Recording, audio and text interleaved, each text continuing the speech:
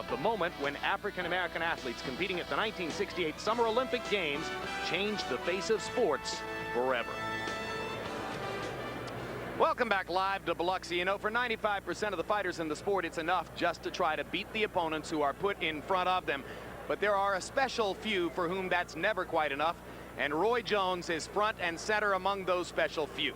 Roy is always chasing some bigger goal, whether it be his place in history, never quite big enough to satisfy himself, or his dominance of his opponents, never big enough to satisfy his critics. Few present-day athletes have dominated their competition quite like Roy Jones. Over the course of his career, he has so thoroughly outclassed his opponents that finding a legitimate in-the-ring challenge has become the challenge. But tonight could be different. Tonight there's plenty at stake. Not only will Roy be fighting to become the only undisputed belt holder in his sport, he's fighting an opponent he's had his eye on for quite some time. Reggie Johnson sparred with Roy Jones down in Pensacola a few years ago, and apparently Roy did not appreciate the fact that his father, Roy Sr., took an interest in Reggie and was helping training him, because Roy had the foresight to say, hey, I may meet this guy sometime. Why would you even be spending time with him like that? Our paths are going to cross if he is successful. And sure enough, now it's been about 7, 8 years, but they're about to cross now. Their paths have intersected, and with a victory tonight, the undisputed light heavyweight championship would be Roy's. If he achieves that goal, might the time finally be right to test the waters as a heavyweight? It's been talked about for years. He has a lot of trouble finding opponents as a light heavyweight. When you're too good for the guys in your division, the only thing to do is quit or move up. The biggest point of intrigue is that people think he's gonna kill me. People think ain't no way in the world Roy Jones is big enough to beat no heavyweight. He's too small. And I love to hear people say they think I can't. But history supports the naysayers. Although Michael Spinks won the heavyweight title, the only light heavy to do so, he was eventually embarrassed by a much bigger puncher. Other 175-pound greats like Billy Conn, Archie Moore, and Bob Foster all failed in their attempts. So what chance does this former junior middleweight have? There's plenty of heavyweights out there that Roy Jones can beat. I think Jones would come in about 182, 183 pounds. You have to remember when Billy Conn fought Joe Louis, he only weighed 169 pounds against one of the greatest heavyweights that ever lived, and damn near won the fight. Roy has to pick the right time and the right guy if he's going to make the jump. Lennox Lewis was just simply too big. Evander Holyfield at this point, perfect. Roy Jones and Evander right now, I would say, would be a very competitive fight. Roy's plan is not to become a heavyweight for good, but to fight once for the heavyweight title against the right opponent, like Evander Holyfield. It'd be a great matchup for me because of the size. You know, he's not too big for me. Because I'm smaller, he won't come out and try to finish me off right away and get it over with. But I think, you know, I'm far too elusive for that. And after he got over that, then the fight will start. And I think it'll be downhill for him from that point forward. If I had Roy Jones, I would have had him fight Evander Holyfield at least a year ago, because I think he has the punching power and the speed to make Holyfield an easy fight for him. I'm not a guy who is afraid of nothing. I'm 30 years old. What do I have to be afraid of? I do whatever the fans want to see. I know the fans want to see a unification fight, so I made that had to happen. They want to see me go to Milwaukee and wrestle a buffalo with a pair of gloves on, and that's what'll happen. Whatever happens, wouldn't it be fun? Not the buffalo and the gloves, but to see Roy Jones Jr. fighting for the heavyweight championship of the world.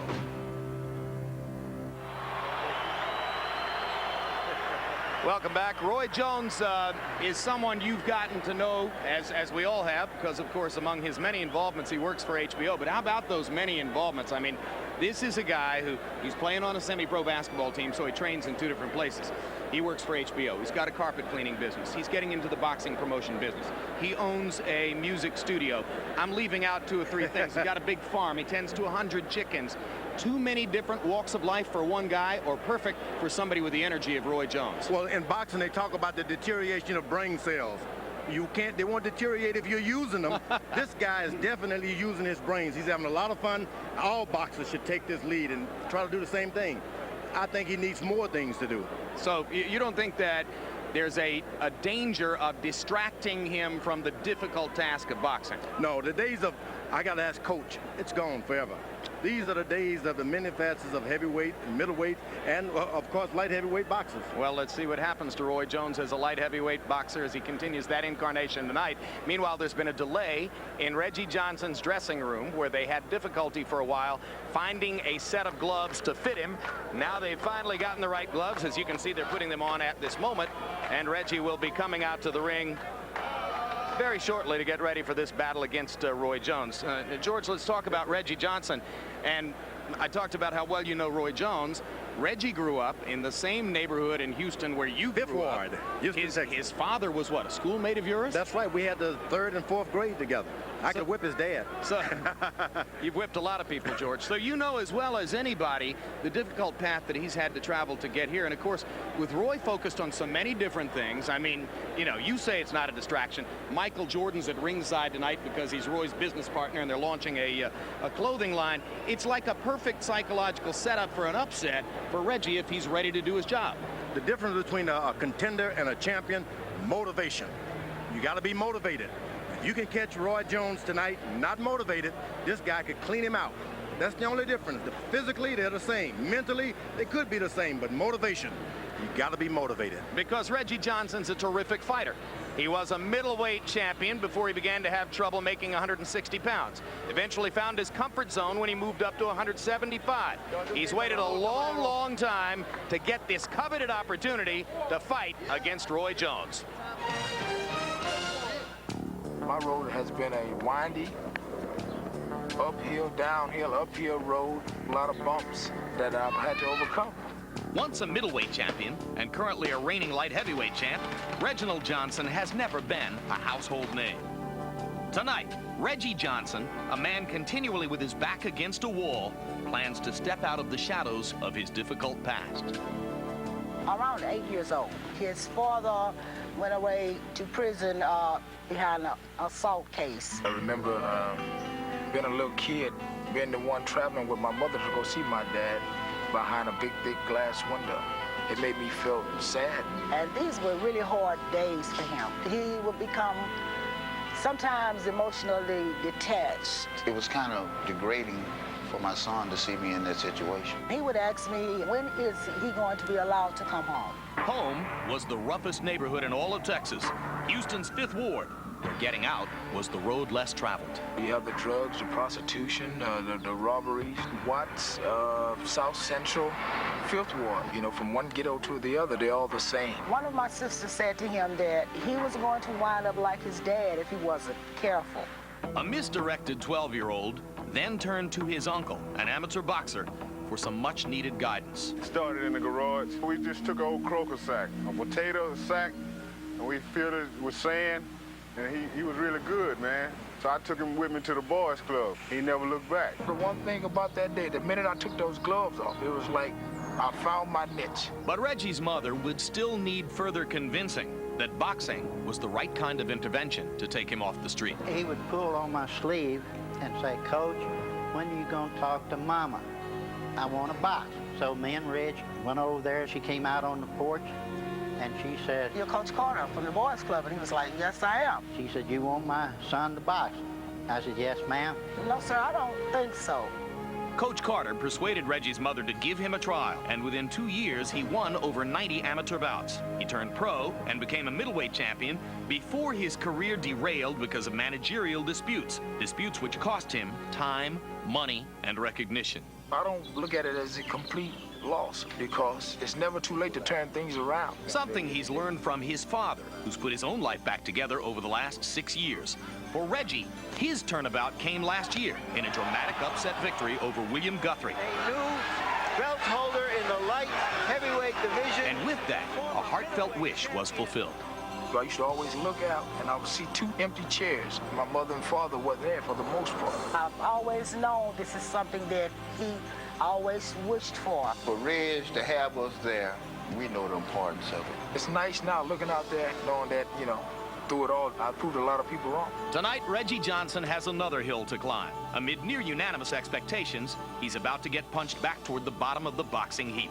But it's a long way from the 5th Ward to the spotlight. And to have made the trip and to have brought Mom and Dad with him is a satisfaction that can never be knocked out. Norma Johnson, mother of Robert Johnson, father of, and former schoolmate of George Foreman, in the dressing room. Cheering their son on as he warms and gets ready to come to the ring, fight the biggest fight of his life against Roy Jones.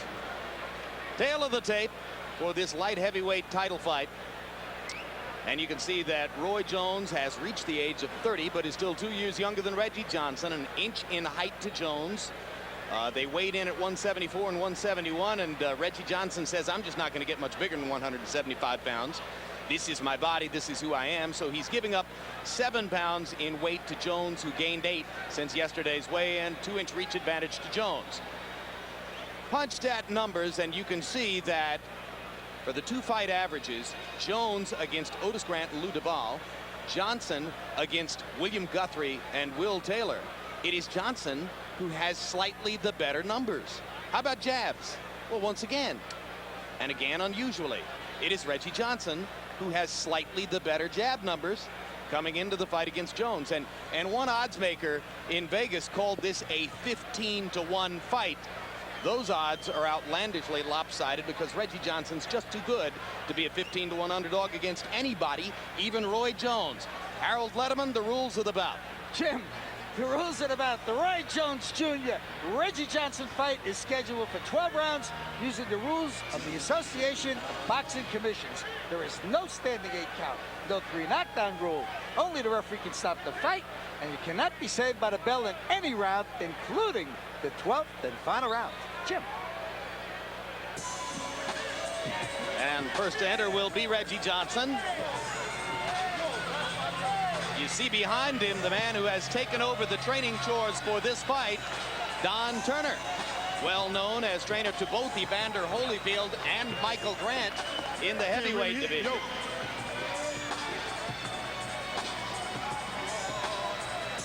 Reggie Johnson turned his career around with the stunning one-punch right hook knockout of William Guthrie last year that earned him a light heavyweight title. Can you turn that music up some, man? Yeah! Get on, boys in the house! What's up? Reggie Johnson in the house. This goes out to anybody and everybody who has to have to fight for everything. Johnson in, Turner following him in. And the record for Reggie Johnson, 39 wins, 5 losses, 1 draw. 2 of those losses, incidentally, were close, tough decision losses in Argentina to Argentine Jorge Castro. Even Roy Jones says, no way Reggie was going to win one of those fights.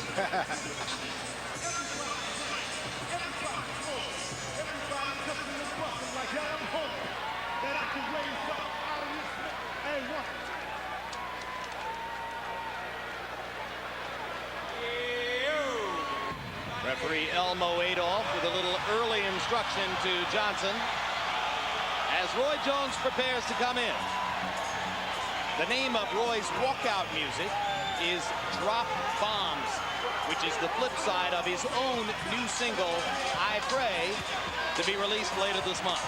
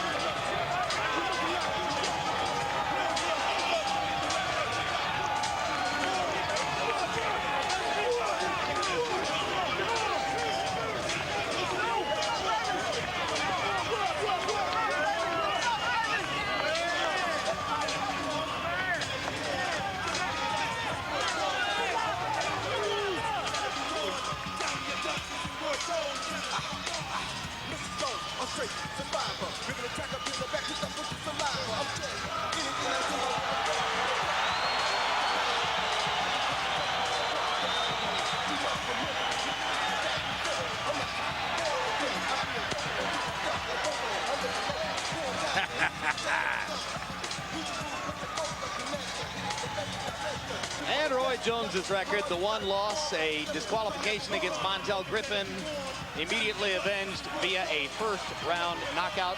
33 KOs in 39 fights, 13-1, 9 KOs in title fights. And you saw the statistic, almost incredible, that shows that Jones is about to defend his title against a southpaw for the 4th consecutive time. While you're watching this fight, you can log on to www.hbo.com/boxing to chat and score each round of tonight's action. You can also voice your opinion on the poll question for the night. If Roy Jones wins, should he move up to the heavyweight division and campaign there? Give us a yes or no, and we'll provide you with the results of that poll later on. Now let's go to ring announcer Michael Buffer for the introductions. Ladies and gentlemen, Murad Muhammad's M&M Sports in association with Jordan Brand, Cedric Kushner Promotions, Square Ring, and the Grand Casino present 12 rounds of boxing for the unified IBF, WBA, WBC Light Heavyweight Championship of the World. Sanctioned by the Mississippi State Athletic Commission, Chairman Billy Lyons, Commissioner Fred Angelis, Chief Deputy Commissioner Sal Toronto, physicians at ringside, Dr. Lance Barnes, Dr. Todd Cothern, timekeeper at the bell, Denver Anderson, counting for the knockdown seconds, Wayne Premu. From the Grand Casino, ladies and gentlemen, pardon me, your 3 judges assigned here at ringside, scoring the bout on a 10-point must system will be from California, Chuck Hassett, from Venezuela, Cova Jesus, and from Mississippi, Paul Sita. And when the bell rings, your referee in charge of the action, Elmo Adolph. And now, from the Grand Casino of the Mississippi Gulf Coast, for the thousands in attendance and the millions watching around the world, ladies and gentlemen, let's get ready to rumble!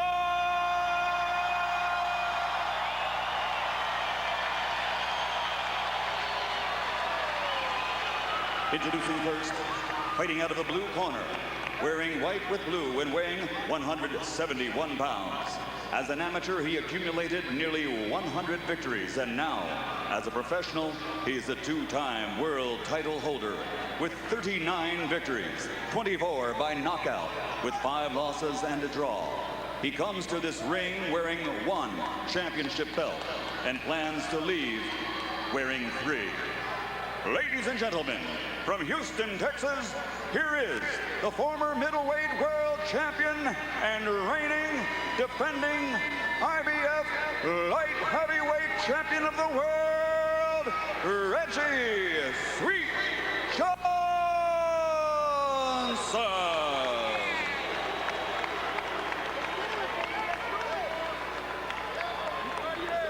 And across the ring, fighting out of the red corner, wearing black trimmed with red, he weighs 174 pounds.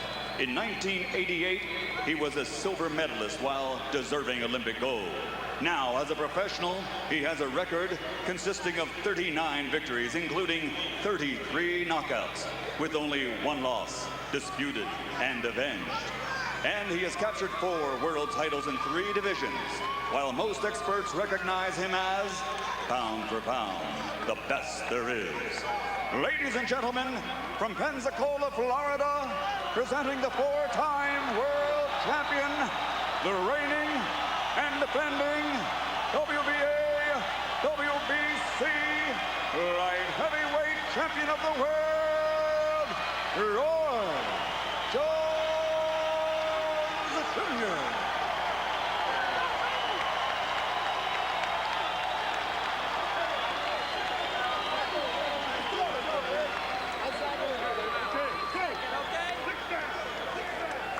Let's get everybody out. Get them all out. Get them all out. All right, gentlemen. Both of you are professionals. I expect you to pay attention to my commands out here. Let's have a good fight. Shake hands. Come out boxing. 8 years ago, Reggie Johnson was briefly brought to Pensacola, Florida, and trained in the gym for a period of time, about 6 or 8 weeks, with Roy Jones' dad, Roy Jones Sr., who was still training his son at that time. Roy Jones Sr. asked Roy to get in the ring and spar with Reggie Johnson. And Roy, after a brief period of time doing so, stepped away and said, "This is nonsense. If I'm going to be measured, I shouldn't be measured against a guy I'm someday going to fight for a title." Jones was right. He knew that their paths would eventually cross. Reggie's got to make sure he jump on Roy and get ahead on points. Stay ahead on points. You're a challenger. You're supposed to be motivated to get that title. Roy Jones' job is to make certain that he doesn't give this guy too much courage, because once he starts landing one shot at a time, then he's going to fall right into Reggie's trap. The expectation is that Jones would choose to box and be safe. Even his good friend Derek Smoke Gaynor said to us yesterday, I want him to box. This should be an easy fight. But Roy Jones said to us, well, don't necessarily count on it. I might decide to go ahead and confront him man-to-man in the first round because I think he wants it that way. It's already starting to go Reggie's way. Roy lands one shot, and it turns into a clinch. Reggie gets in 2 or 3 before all of that happened. Reggie getting in the little pops to the body, as you saw them in that last clinch. 1 minute down, hard right hand by Jones, and Johnson goes straight on to the seat of his pants. There's the quickness and the power of Roy Jones. That's the quickness and the power. But you got a long night. You don't want to be doing it with one shot. Another right hand lead lands on Johnson. And Johnson trying to fight back. Apparently wanting to communicate right away to Jones. That was a flash knockdown. You didn't hurt me that badly. That punch hurt. And Reggie, this is all new to Reggie now. He's into another category. Jones told us that he felt the straight right hand would be the dominant punch in his arsenal. Already the returns are in. One thing you want to do is Reggie's corner. You got to let them know where Roy Jones's power range is. You got to keep your hands set. Let's go. Get out of it. 2 weeks ago, Oscar De La Hoya knocked Obakar down in the first round, and it looked for a moment as though it would be an easy fight. 10 rounds later, De La Hoya was still fighting before he earned his TKO of Obakar. Another quick right hand by Jones. Now, Reggie's going to have to set his defense, find out where that shot hurt me, and put his hand right there in that position. And a cut above the right eye of Reggie Johnson. Little cut just at the corner of the right eye. He was cut in the 12th round of the Will Taylor fight over the right eye. That was back in February. Now, 4 months later, the cut emerges again in the same place. All of that flash knockdown happened. Reggie sticking with the same strategy, throwing 4 or 5 shots. You're Roy Jones, you don't want him throwing shots. You want him defending himself at all times. Straight right hand lands for Reggie Johnson. Obviously, his plan was to go to the body. But there's a knockdown, there's blood, there's a highly energetic Roy Jones, there's a wildly enthusiastic crowd, and already Reggie Johnson is in an uphill fight. Get that blood off him, man. Get that blood off his chest. You're giving him too much time to work, man. He's leaning over at the waist. He can't hurt you if you get close to him.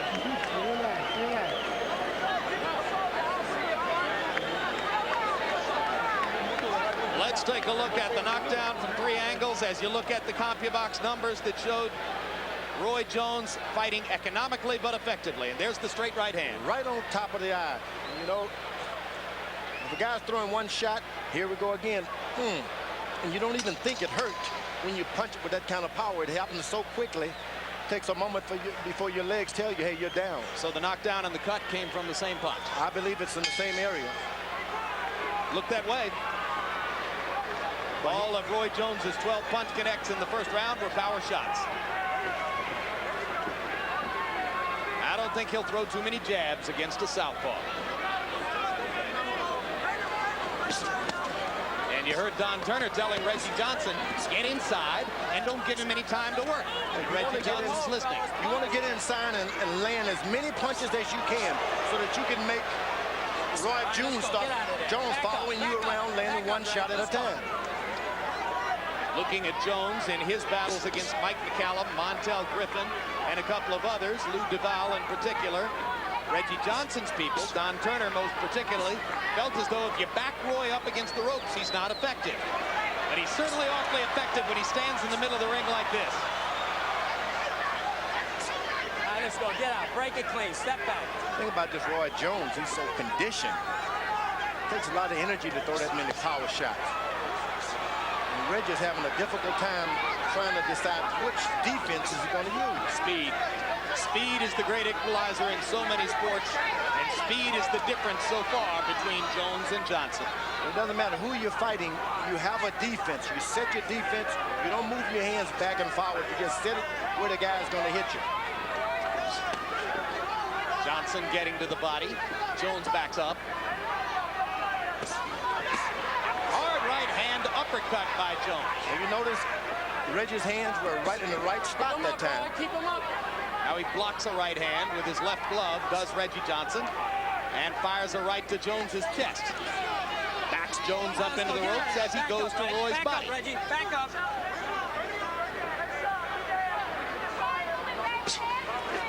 Watch your head. Watch your head. A lot of times you think you have to move your hands back and forward, but just setting your defense, you're out of trouble. Keep your hands up at all times.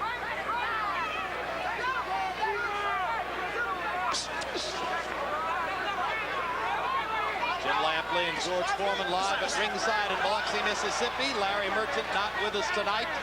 Home in California for his daughter Julie's graduation from high school. And Jones, having already knocked Reggie Johnson down once in the first round, looks for another one in the second. Roy Jones is awful courageous. Now he's throwing combinations, which he should have always been doing. Roy Jones, throw your combinations. Although you're powerful, use the 1, 2, 3. Your punches up, Roy. Watch your lower. Jones digging up and under with the right hand. And again, this is the 10-second warning, not the end of the round. Elmo Adolph has to let the fighters know that that's not the end of the round. That's the bell that ends the round. Confusing. Way to play off his jab. That's good. That 4-3 working, baby. Okay. That 4-3 working off his jab. I got it. Okay. Pull the cup out. Okay. Get that blood off his chest, man. All right. Way to go. Way to follow his jab up. You follow that jab right back. When you get close, you want to run, make him run. You got to get close. Cut down his... about the cut. Ain't nothing we can't handle. Relax. Relax. When you don't hook, step back. Because coming with the straight right and counter punch. Straight left and right hook. Coming back, you got to move to the right, Reggie.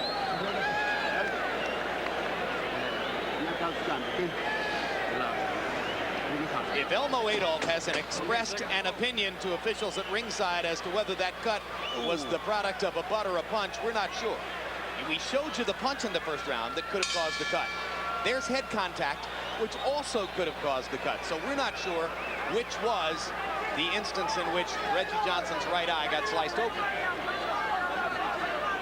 Now we go to round 3. Whenever Roy Jones spreads his legs any length of a way, he's trying to get in a power shot. And I think Reggie's corner should be advising him not allow this guy to spread his legs. How do you stop him? Well, what you do is just stay close, real close to him. Make him back up everything after he backs up. I'm pretty sure Don Turner would want Reggie Johnson to crowd Jones a lot more than he's doing. When he spreads his leg, you can also just kind of move back a little bit and make him bring his feet together again. We're told, incidentally, that Johnson's corner firmly believes that the cut over Reggie's right eye was from the butt, not from the punch in round 1. Of course, it's in their best interest to believe that.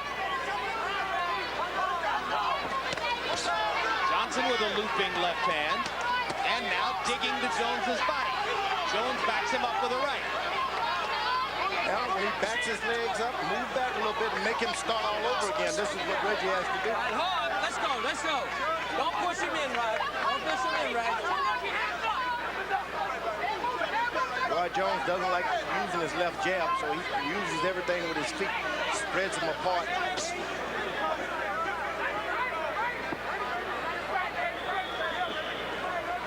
And does Roy drop his left hand so low because he wants you to fire the right to counter over it? He spreads himself because he doesn't use a jab. He's looking for the same thing that you could create with a right jab or left jab. Just can't Punch combination by like Jones. Too much speed for Johnson to handle. More lead right hands. Reggie Johnson backing up against the ropes and not throwing, blinded by Jones's speed. Roy Jones is pretty clever. He knows all this is created in the middle of the ring, so he's not going to throw everything while this guy's on the rope. Try to pull him back out to the middle of the ring and do what you did originally.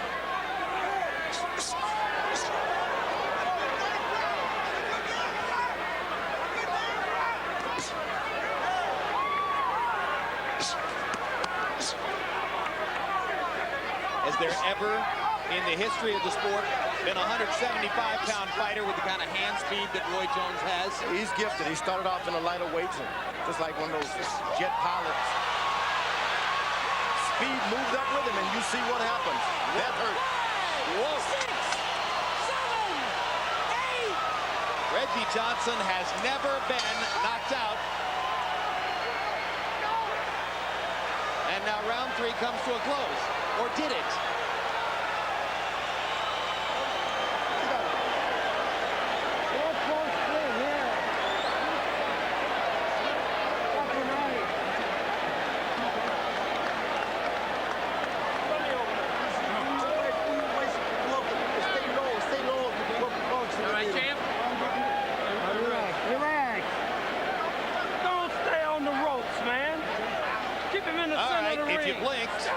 Missed the knockdown. Want to see it again? You see Roy gets a chance to spread his feet. Boom. Straight right hand right on the button. And it bent his knees. You don't allow him to spread his legs. Once again, he's got it. Happens so quickly that you just can't duck. Second knockdown in 3 rounds. Second time Johnson's been knocked down by a quick, straight right hand. This one set up by a left. The one in the first round was a single punch knockdown. Seldom you see guys with that kind of speed, accuracy, and then have the power to go along with it. You just don't see it much. Harold Letterman, how do you have it through the first 3? 3-0, 30-25. Roy Jones Jr. You certainly have to give him an extra point in round 1. You got to give him an extra point in round 3. Personally, I thought they should have sent in a doctor in the corner at the end of the 3rd round to look at Reggie Johnson. There was no doctor in there. I tell you, I still think Reggie Johnson's coming out for the 4th round hurt. But this is all Roy Jones. Look at that. Yep, we could see a finish here. Well called, Harold, as Reggie Johnson has no legs, or at least is diminished, beginning round 4. Well, one thing about this, Reggie is one of the best fighters in this weight class ever. He doesn't even know what to do. Roy Jones is there and beyond. Yep, Johnson looking hesitant and confused as he trained hard, had a good plan, was mentally focused and prepared, and has simply been dazzled by Jones's overwhelming physical gifts. Seldom you see a guy get to the stage as Roy Jones has and continuously gets into the ring in shape.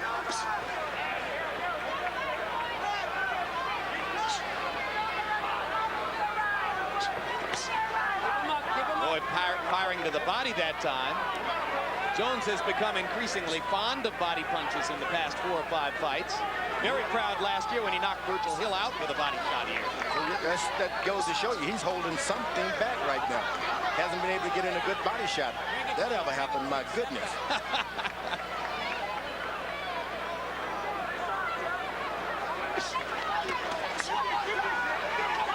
You just cannot drop your hands when you're boxing Roy Jones. They have to be up. You ducking, cover your face. George, I know you're a big Oscar De La Hoya fan. You have a lot of admiration for Trinidad and Prince Nassim and various other fighters in the sport. Is Roy your pound-for-pound #1? I've never seen anything like this. Roy Jones reminds me of a little more Muhammad Ali, stinging hook with Joe Frazier. He's everything you'd want to see in a fighter, and you're not going to see that much. I can't tell you that about the other guys. They are great. The reflexes of a Ray Leonard or a Ray Robinson. Anything you want, he has it. I mean, he's got body punching power. So it's been all Roy Jones for the first 4 rounds. And like Oscar De La Hoya, he has courage. Yeah. Sensational uppercut snaps Johnson's head back. And Roy beginning to clown just a little bit for the audience here. You can't play with Reggie, though. You can't play with him. Roy even looks away to try to tempt Reggie to come off the ropes. And dances with Elmo Adolph for further entertainment.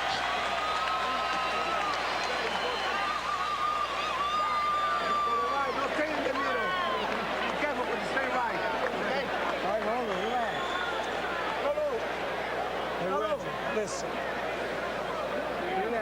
One-sided CompuBox numbers reflecting Jones's overwhelming dominance against a guy who was regarded as one of his toughest opponents ever. Do you understand that? Here's the uppercut, George. There you are, and that's something you don't expect Roy Jones to do. You have to keep your hands in position at all times. Seated at ringside, Reggie Johnson's mother, Norma Johnson, remembering now why all those years ago she wasn't sure she wanted her son to box. This is the time. This is what it's all about. You can't win them all. Let's get all this ice out of here. Let's keep this all right, ice and moisture in Johnson's corner. Give it a time. I wonder if Reggie's handlers thought maybe they could concoct a little delay here. Does nothing but help Reggie. That's right. Let's go, fellas. He's definitely the beneficiary. Now they start round 5 of a scheduled 12. Now, Reggie, when you can't do anything else, go back to your basics. Use your left jab, feint, come in with your right jab, feint, come in with a little right hook every now and then, box. Nothing else is working. The basics, always you can call on your basics.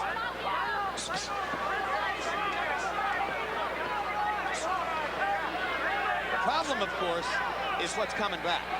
No, you can, the basics. He stepped out of the basics, reaching out for hard shots with Roy Jones a little early on, throwing combinations without understanding what he's doing. But now he can go back to the basics. He's been a boxer for many years. If you throw a right jab, a left jab, right jab in this point, at Roy Jones Jr., you're not going to miss it. You take the power off of it, you're going to get him.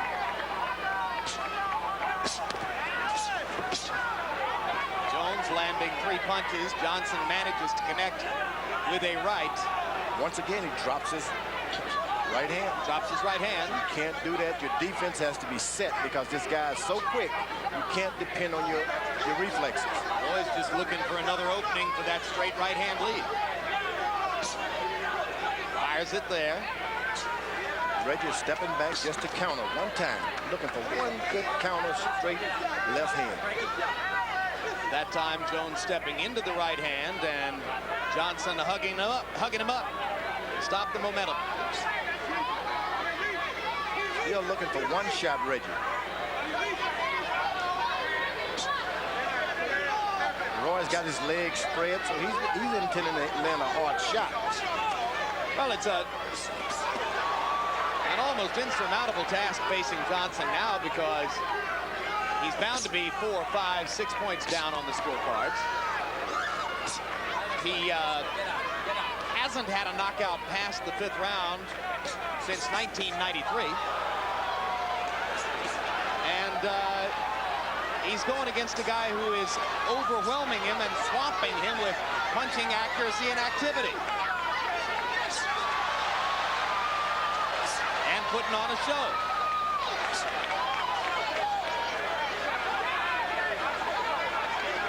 He would have to go back to the basics, try to break Roy down to the body, and set him up for something in the late rounds. Right jab, you double up on your jab, you go to the body, you feint. It's the auto self-defense. This is the time to defend yourself. He's not doing any of that. You see, boxing was invented so that the smaller guy, the frailer guy, can have an advantage with the skills. Use your skills. Move to the right. Hey, Reggie. Got another one. Listen, Reggie. Whoa. And you saw the one punch Johnson landed. It was that winging right hand around the top. Man. The guy's quick. You can see that, right? You got to nullify his speed, man. You got to crowd him and throw punches and make him back up. You letting him be the aggressor. Come on, man. Come on, right there. Hot shot him and then move out. I'm stay there. Let it work. mistake. We go catch him clean. It'll work. Deep breath. Kid Gavilan invented the bolo punch. Seconds.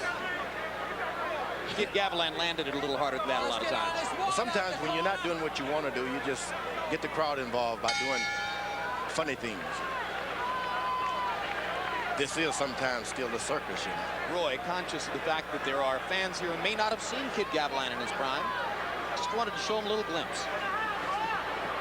Well, there's a lot of water falling off of Roy Jones. This ring can become very slippery. So where's the Reggie Johnson right hook that KO'd William Guthrie when Guthrie came at him?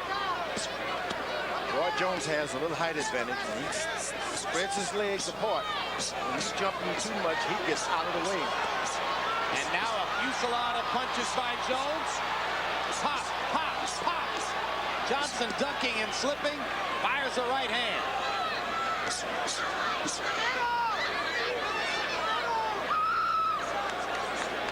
Now he's allowing Johnson to step back on his left foot. There you go. He brings him back into the middle of the ring. This is where he's got the advantage. Reggie touches him on the shoulder with his right hand every now and then just to know where he is. One element of the Jones plan he has completely fulfilled here. Told us that he would try in every round to remind Johnson who the man is. He wanted psychological domination. He's had it ever since round one. And you heard Don Turner between rounds pleading with his fighter to be more aggressive. There you go, a good right hook that by Reggie Jackson. By Reggie Johnson. Johnson, I'm sorry. Reggie got in a good right hook. It wasn't hard, but it made Roy Jones understand you're still in a boxing match. It halted the Jones combination flurry. He touches him here and there. Keeps that right hand too low. Meaning Reggie Johnson. Reggie Johnson, he drops it. If you're going to drop it low, then put it on the side of your chin that your hand is low, that you're carrying the hand low on.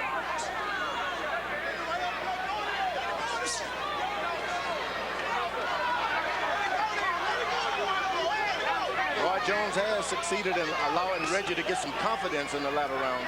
That's something he shouldn't Well, in this round only. Yeah. Oh, his confidence had never waned. He got up from the floor, didn't run and hide.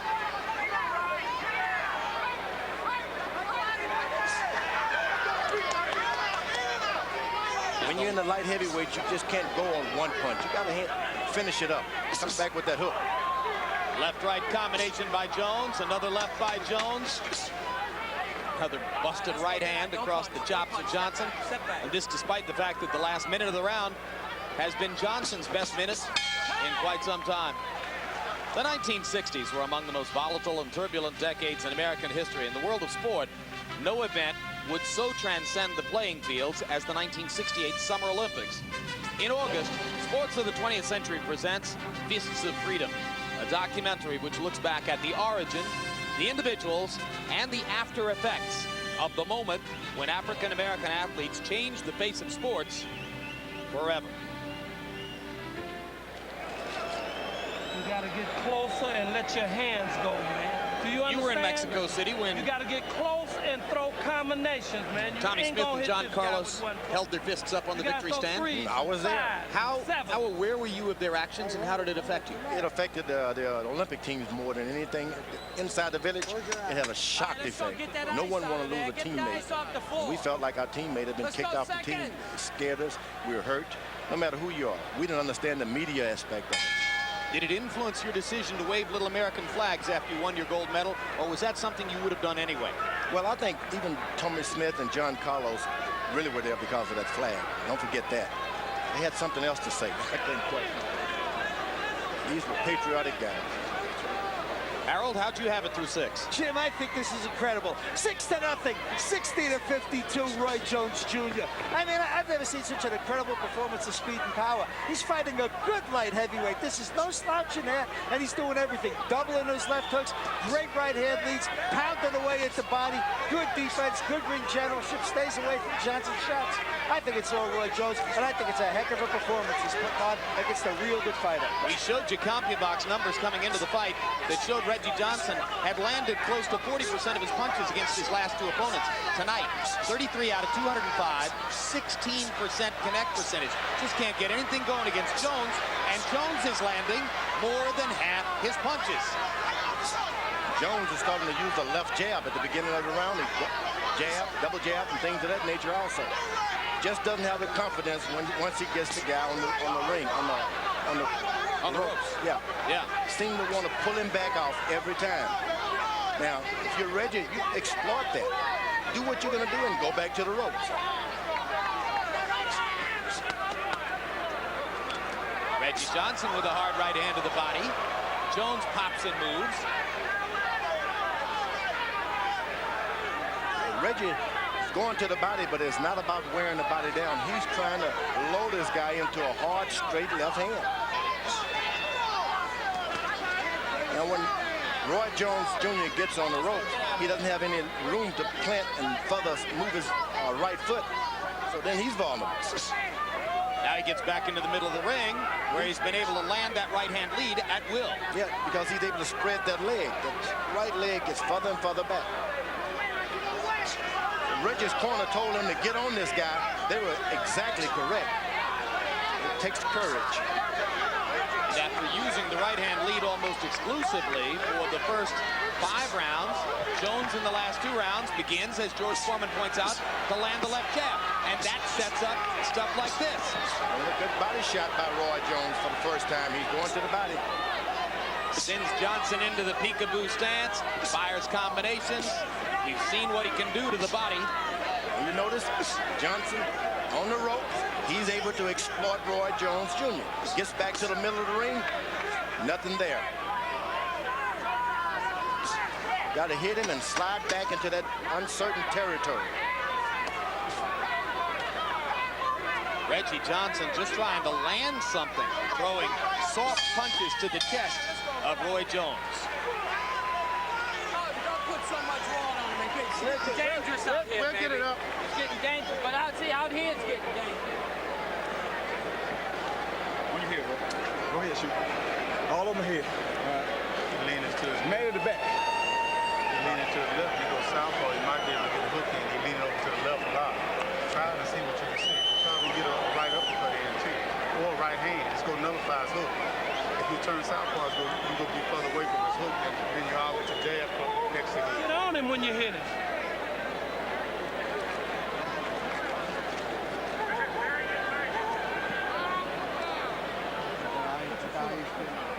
And another look at Roy Jones's combination punching ability as Reggie Johnson comes back with some stuff to the body. And Jones says, yes, those are my ribs. Now here's my right hand. Reggie Johnson averaging only 33 punches per round and landing fewer than 20% of them. Now tries to start off round 8 with a rally. You notice whenever he's up close throwing shots, nothing happened to him. You got to keep on him, stay right on him. It's a safety zone there.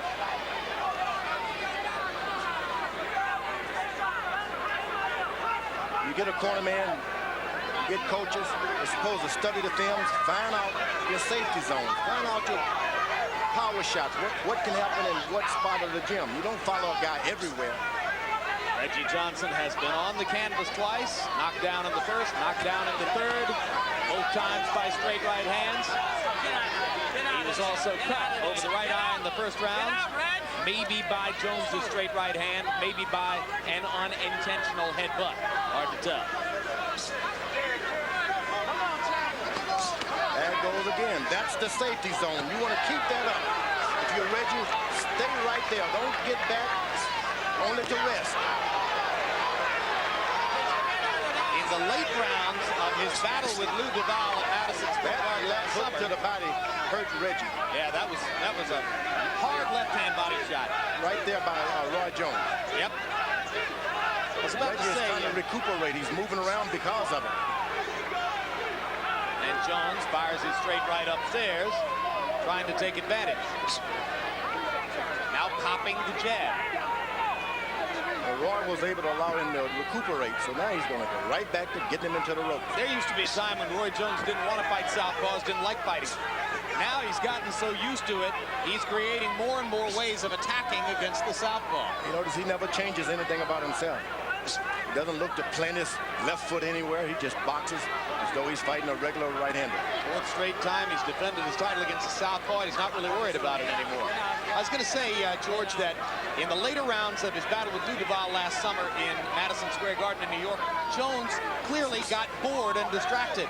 And it helped to lead to the first knockdown of his career as Duval was able to knock him down. Johnson has to be hoping that Roy's mind will wander again as he has completely dominated the first 7 rounds. Another thing you can pay some attention to, the referees. Whenever Reggie gets Roy on the ropes, the referee comes in and say, get back. Now, wait a minute. You can still fight on the ropes.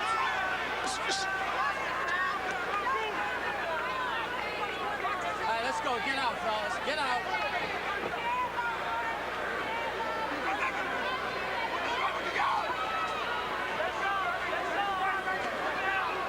Star-studded crowd in Biloxi. Evander Holyfield across the ring in the middle of your shot, looking right at you. And farther over to the left extreme edge of the screen, right behind Roy Jones, is Michael Jordan.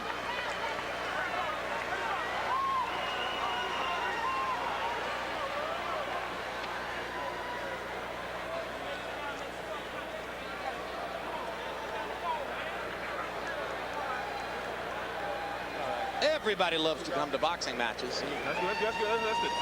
You see nothing on that side. No, we're in Mississippi. Mississippi. Glamour, the pump. MISSI-SSI-PPI. Put some on top of the gun. Go ahead, shoot. Let's try to put three together at least. Body punishment, George. You know, Roy Jones had started just whenever he wanted to, but that's his calling card. Throw hard shots to the body. Another. Those things hurt. Seconds. Let's go, corner. When your corner telling you to go. Norma Johnson's son, Reggie, way down in the fight.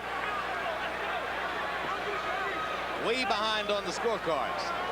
Roy Jones leaking about a gallon of water onto the ring canvas right now.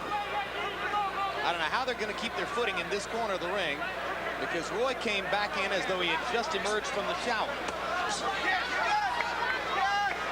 Reggie picks up the pace a little bit, trying to find a way.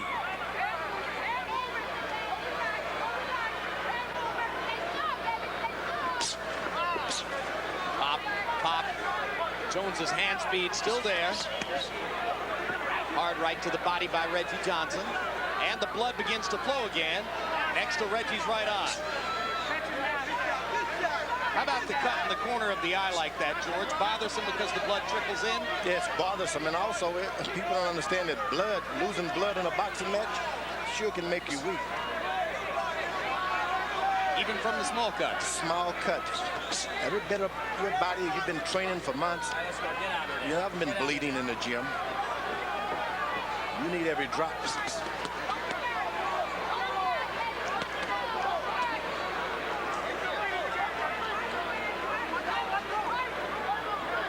Only he can make Roy Jones lose his temper a little bit and just get wild like that.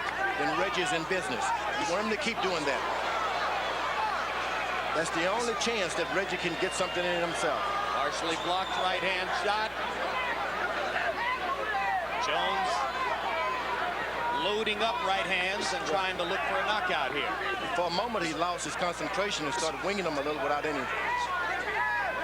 accuracy. That's when you want to counter. But Reggie didn't counter. Reggie, like I said, the losing of the blood. the knockdowns, bended his legs a few times. The discouragement, the confusion, the blinding hand speed of Roy Jones. The counter punches that hurt. The fact that it's a hard sport, not an easy sport. The fact that you train months to get yourself ready for disappointment like this, if you're Reggie Johnson, it's tough. Yeah, but the fight goes on. You got to think like the hare and the tortoise, hey. Let the rabbit get away. Win the race, thinking he's winning. Then he goes to sleep. Pass him up. That was the first jab that Reggie was able to land that time. Hard right hand lands for Jones.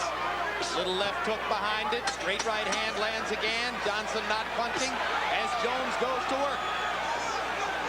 Those body shots, they hurt. Wins the 9th round by about 6 miles. All right, we run around. That's all I want. That's all I want. Look at here. Let's keep running around. Stand coming out. Right, Reggie? You got 3 more rounds, man. Come on. Let's go, man. You got 3 more rounds. You want to be champion of the world, man? Come on, let's go. Okay, Reggie? All right. Go in. Let's go in. Need water. Feeling good? Are we going to the 10? Yeah, big shot. Yeah.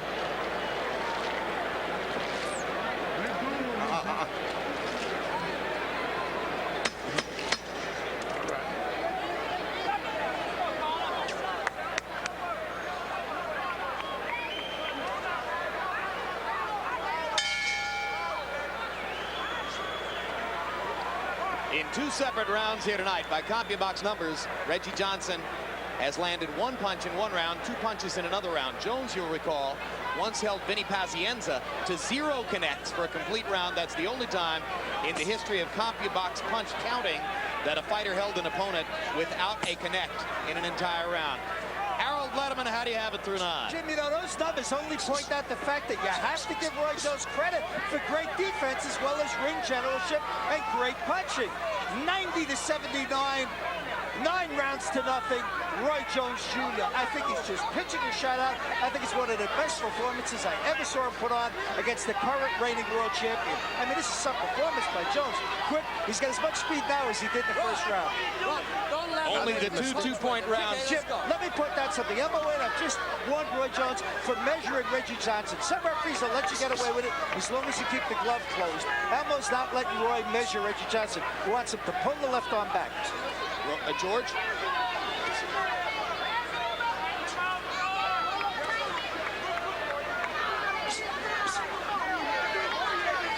Jones just so much quicker. I think the biggest mistake for Reggie was to get in that knockout.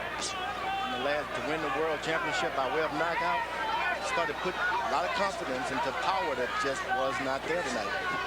Well, but he was perfectly satisfied to go for the decision against Will Taylor a few months ago to set this fight up. Maybe he felt coming in tonight as though his best chance was going to be to knock Roy out. Yeah, but it seems to me all night he's been waiting to counter and get in one big shot. Johnson was very respectful of Jones in pre-fight publicity. When he came to news conferences to promote the fight, as was the case here in the past week, he said, hey, I'm the underdog and I ought to be the underdog. Everybody knows who Roy is, but I'm planning to win the fight in big style. Roy is totally dropping his hands as though he has no regard, no respect for Reggie now. Well, I think it feels as though he's taken all the snap out of Reggie's punches with his body punching and the punishment he's dealt out. And he still possesses his speed.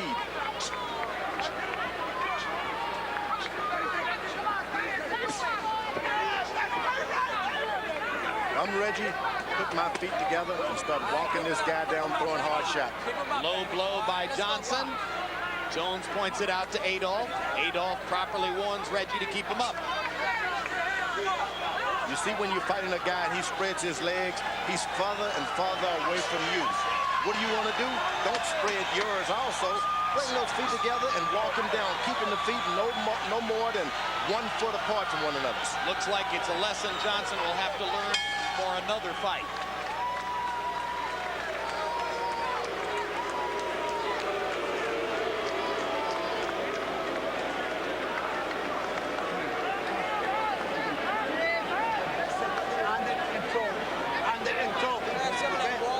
Those are gruesome numbers in only one round of the fight, as Reggie Johnson landed in double figures by CompuBox punch count. You got 2 rounds left in you, man.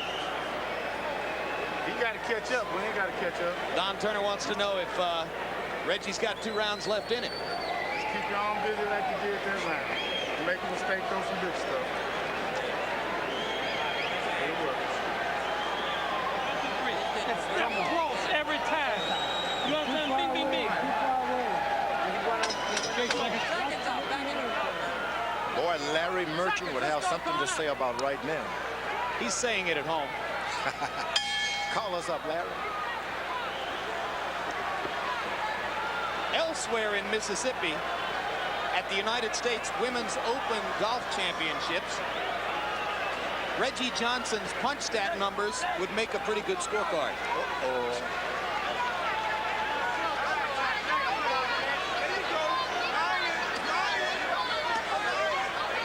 He'd be the only player in the field with a hole-in-one.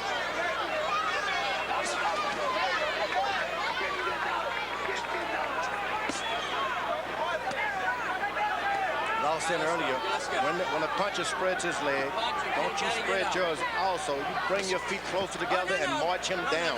You all right? Huh? All right, hold on. Bucks, let's go.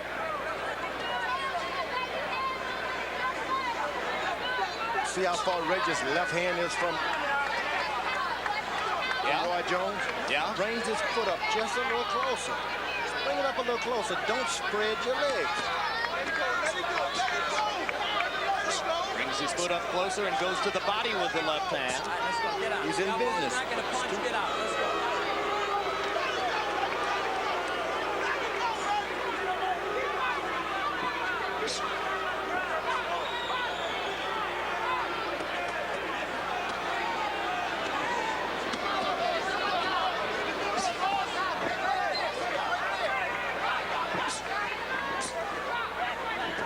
Jones continuing to add polish to what has been a brilliant, dominant performance against Reggie Johnson so far. Johnson, a seasoned professional, has to be totally realistic about the scorecards, looking for some way to find a knockout opportunity.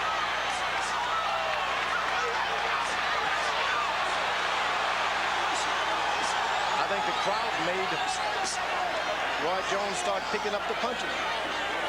You think the crowd was too quiet for his crowd started to boo just a little bit, and he didn't like that. He's a performer like anyone else, like any other rapper. I want the crowd to boo you.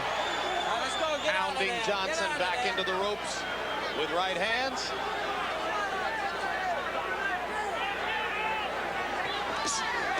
Body punching this time. Don't hold. Let's go, fellas. Let's go. Get out.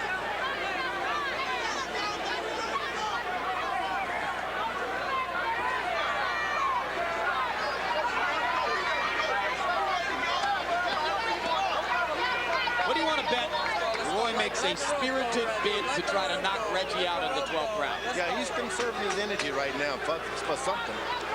He didn't expel too much energy in the middle rounds, though. Round 11 will come to a close. Another dominant performance by Jones. Okay, it's your round, baby. Wipe that floor. Over here, baby. You want another towel on your back? It's your round. Make him find you. You can't win unless you knock you out, baby. On the back, dog. Way to work. I know it. Talk combination. Last round. Last round, man. Come on, Reggie. Last round. Last round, champ. Come out and touch gloves, okay? Okay.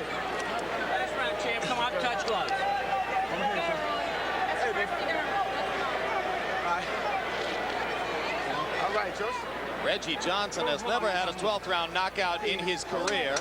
In round 11, by CompuBox numbers, he landed 2 out of 32 punches, another terrific golf score. And Roy Jones was relaxed enough to say hello to the round card girl as she passed by his corner. Means he's paying attention to the rounds, huh? There you go. He was pleased to see that it was round 12, I guess. So here's the last stanza of what has been so far a virtuoso demonstration of the most incomparable set of talents in the sport of boxing. One thing I can say about Oscar De La Hoya, a fighter's going like this, he will take a chance. He doesn't care. He'll go for a knockout. Hey, listen, you used the right word for De La Hoya earlier. His courage is proven, and few fighters have had more chances to prove it because of the tough circumstances he's been in. De La Hoya is high on my list. Hey, number 10 as far as courage, as far as everyone else being number 7 and 8. Roy Jones, however, has all of these gifts in his arsenal. And now Jones choosing whether to go all out in an effort to close the show with a flourish or simply taking what will be an overwhelmingly easy decision while Reggie Johnson continues to look for an opportunity to land one overwhelming, life-changing shot. You know, Muhammad Ali was kind of like that. Get ahead on a fight. Never wanting to hurt the other guy too much.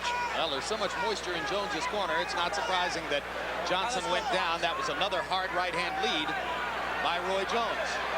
Roy Jones got a little mercy in his gloves, too. Now Reggie Johnson wants to fire the jabs.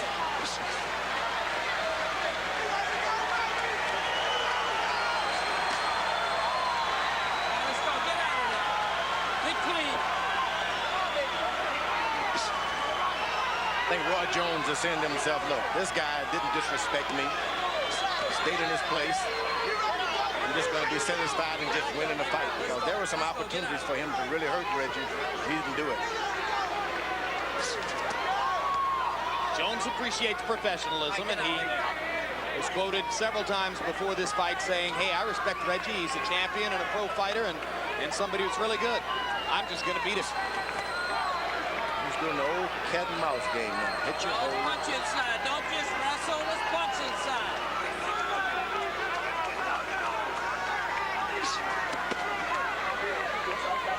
Reggie Johnson talking to Jones now as we come down the stretch.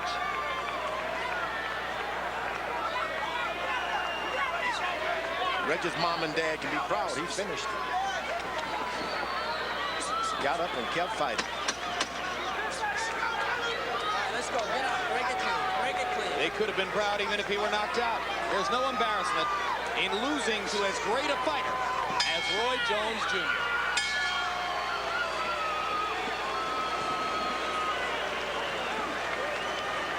And a little air of anticlimax for the crowd as they feel they've known who the winner would be since round 1. Probably most were hoping to see a knockout as the icing on the cake, but Reggie Johnson able to go the distance, although overwhelmed by the multiple talents of Jones. Here's the hard right hand and the slip in the Jones corner. There you go. This close to being a knockdown, Roy? I mean, that was power right behind it, but the slip was what it was all about. Freudian slip, me calling you Roy. Your brother Roy, seated over here at ringside. Your buddy Roy up here in the ring. Just don't call me too late for dinner. No one ever has, have they? Not yet. And some highlights now of the 12 rounds of dominance by Jones against Reggie Johnson. It started in round number 1. Straight right hand, knockdown. And then in round 3, more of the same. This one will be a left hand to set it up, and then the other straight right, knockdown again. And then through the closing rounds, there were some brutal body shots. Here's in round 4, more of Jones with the right hand. And that brutal body shot with the left hand in round 8. Number 1, I told y'all. Hard to imagine that he lost a round. Let's go to Michael Buffer to hear the scores. Ladies and gentlemen, we go to the scorecards. All 3 judges, Paul Cita, Cova Jesus, and Chuck Hassett, score the bout 120 to 106 for the winner, who is now the unified light heavyweight champion of the world from Pensacola, Florida, Roy Jones Jr.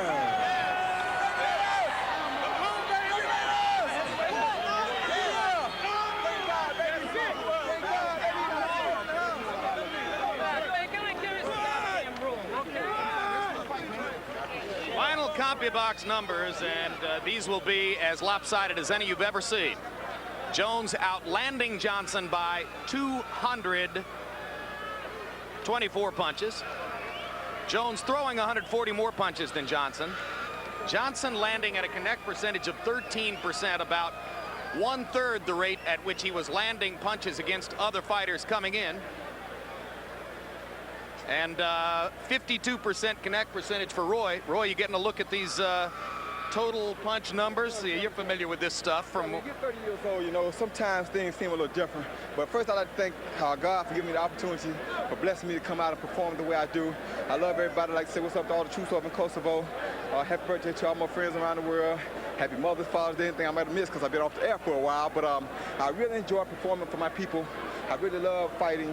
I really enjoy doing what I do, and I love when I have good competition. If Larry was here, Larry would say, Roy, did he hurt you at any time in the fight? Larry, nah, he didn't hurt me. He got heavy hands, but he's much too slow for me. Do you feel it? Do you feel as though fighting all the left-handers got you properly prepared for Reggie Johnson?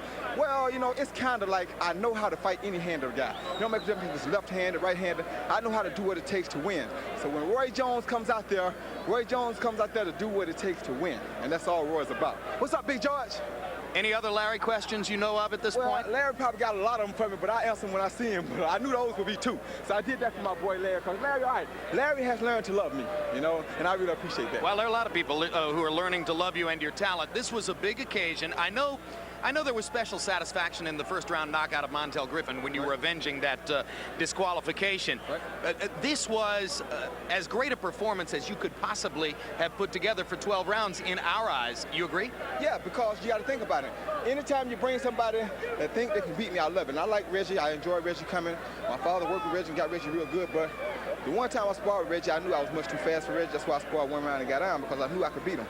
My father didn't think we'd fight, but I knew we'd fight. And, you know, sometimes, like I said, God tells people things through other sources. So God was telling me that this day would come, so I was prepared for it. I knew I just had to be in good shape. Thank you for the basketball. Basketball got me excellent shape. Thank Rex Morgan and the Gulf Coast Sun Dogs, because they helped me. They worked hard. We ran a lot, and that took my mind off of boxing, which didn't make it so boring for me to get prepared for this fight. Yeah, it's good to do 9 different things. Now, was there a temptation in the later rounds, because the crowd got a little bored, was there a temptation in the later rounds to risk a little more and go for the knockout? A big temptation, but that's where that self-discipline comes in. You have to be self-disciplined. That's what I got. That's why, like Ice Cube say, I'm a vet. You know, I've been doing this thing for 20 years. I know how to keep my composure, maintain, and, you know, I came in the fight, I had a bruised rib from training, but I didn't complain. I didn't say nothing to nobody because I don't have excuses. You know what I'm saying? I came to win. My mother. Somebody managed to bruise your rib in training? Well, actually, what happened was I got caught. I threw a hook and I got through a body shot and it caught me turned wrong, but I didn't stop. He didn't know he bruised my rib because I don't care. Because nothing's gonna stop Roy Jones when Roy Jones comes to win.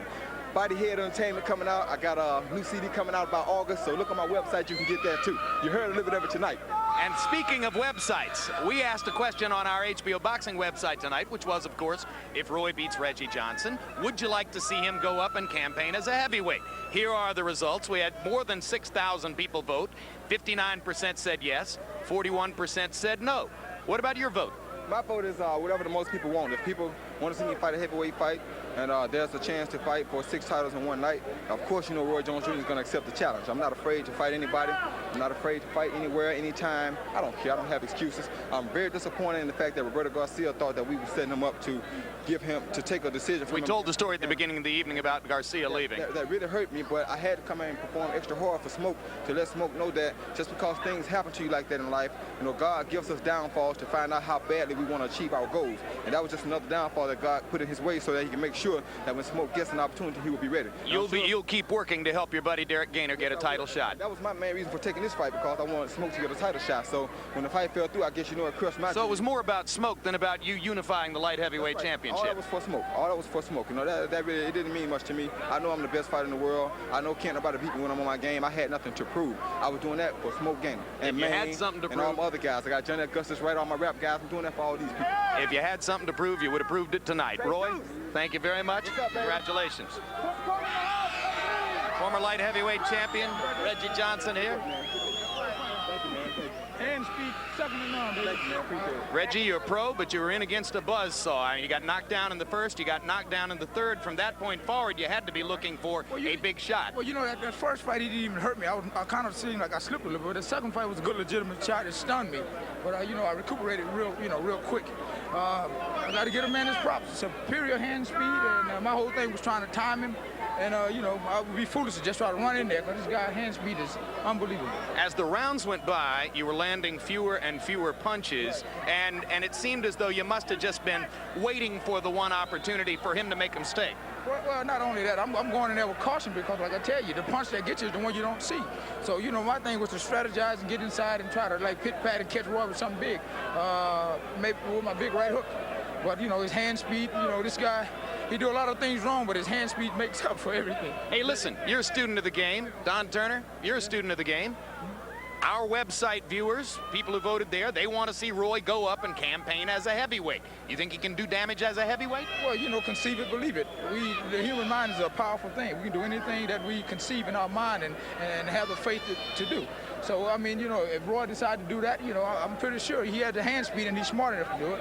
I think the only thing I liked tonight was matching his hand speed. I just couldn't, you know, I thought I could come in and make up with that with my timing, but I just couldn't do it. You train Evander Holyfield. Could Roy Jones hold his own against Evander Holyfield? You know, I don't think so. You know, Roy Jones is a very, very good fighter. Awful lot of speed. I don't think he's strong enough for a guy like Evander. You know, in spite of his hand speed, Holyfield got good hand speed too. And Holyfield would just press him. I think he's just too big for him. Well, we'll see what happens. Don, Reggie, thank you very much for your time and the professional effort. Hey, listen, it's our privilege to have you. All right? We'll have a final word on what happened here in the ring in Biloxi in just a minute. Right now, let's look ahead to some more upcoming programs here on HBO. Sex and sports. It's everything you ever wanted, and you can get it all in one night. Sunday night. Oh, God! First at 9, hook up with Sarah Jessica Parker and her pals and find out about love, relationships, and the single life in the smash hit comedy series Sex and the City. Honey, his cup runneth over. Then at 9:30, we'll sweeten the deal with America's favorite sports agent. He's back by popular demand, and he's better than ever. Arliss. I got you, that one. I got you. Finally, one night that fulfills all of your desires. Who knew Sunday could be so good? Sex and the City at 9 and Arliss at 9:30. Both shows start Sunday night at 9, only on HBO. In the heat of the night, can the power of youth defeat the bravest of heart? Undefeated heavyweight prodigy Michael Grant has overcome all who stood in his way. Now he looks to continue his punishing rise to the top against the courageous Lou Savarese, whose never-say-die attitude has put him back in the heavyweight spotlight. Then, heavy-hitting Hasim Rahman slugs it out with rugged veteran Jeremy Williams. Grant Savarese, Rahman Williams. Live Saturday, June 19th. HBO Boxing After Dark. And join us Monday, June 14th for the premiere of Real Sports with Bryant Gumbel. Some of the stories we'll feature: John McEnroe, still thoughtful, still defiant, still outspoken. Baseball's umpires and their bitter relationship with players and management. The Williams family, Venus, Serena, and their father Richard, a closer look at their impact on women's tennis. And then Monday, June 21, we'll celebrate our 25th year of Wimbledon tennis as HBO Sports presents 59 hours of weekday action from the opening round through the semifinals, followed each night by a one-hour highlight show. Earlier here this evening in Biloxi, you saw Vasily Girov of Kazakhstan win his first world championship and become the fourth former Soviet Union product to do so, as he got a body shot, built TKO over Arthur Williams to take the cruiserweight crown. And then Roy Jones Jr. thoroughly swamped Reggie Johnson with his hand speed, his hard punches, and demolished Johnson over the course of 12 rounds en route to a unanimous decision punctuated by 2 early knockdowns that made Jones the undisputed 3-belt light heavyweight champ. Coming up immediately after tonight's coverage of World Championship Boxing, stay tuned on the East Coast for Double Team and the premiere of Dr. Doolittle on the West Coast. And now for George Foreman and Harold Dudeman, I'm Jim Lampley saying so long from the Mississippi Coast Coliseum and Convention Center in Biloxi, Mississippi. The executive producer of HBO Sports is Ross Greenberg. Tonight's telecast of World Championship Boxing was produced by Rick Bernstein and directed by Mark Payton. Feature producers Greg Backer, John Crystal, and Max Siegel. Assistant to the producer Matt Boland. Production manager John McKelly. Technical supervisor Bob Hunter. And the technical director was Doug Getz.